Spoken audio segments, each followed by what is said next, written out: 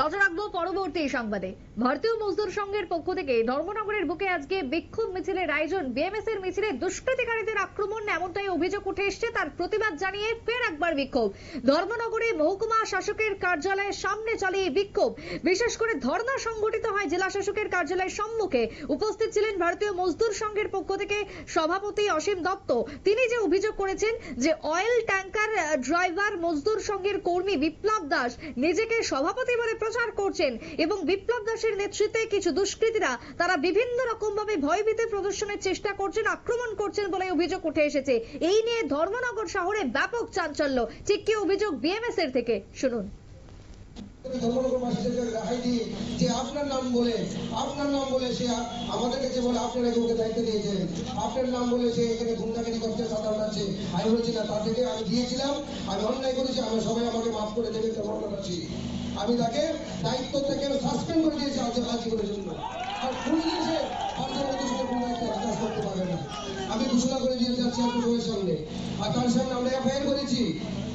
SP সাহেবের কাছে থানাতে এফআইআর দিয়েছি, এসপি সাহেবের কাছে এফআইআর দিয়েছি। আজ তো দিয়ে আমার এফআইআর দস্ত হয়নি।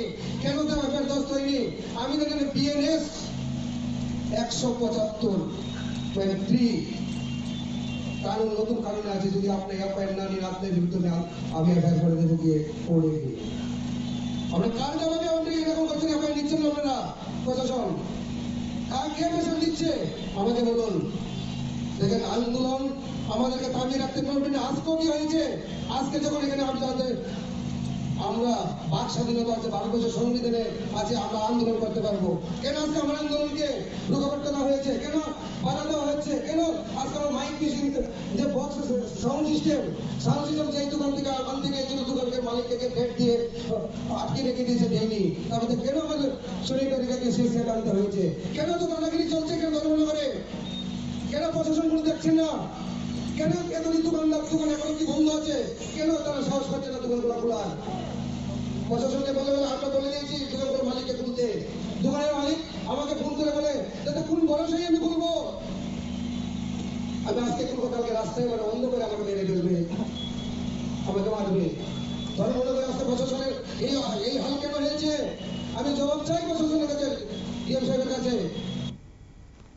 আপনারা শুনলেন ধর্মনগর থেকে যে অভিযোগ উঠে এসেছে মহকুমা শাসকের কার্যালয়ের সামনে, তারা সেই অভিযোগকে উত্থাপন করেন।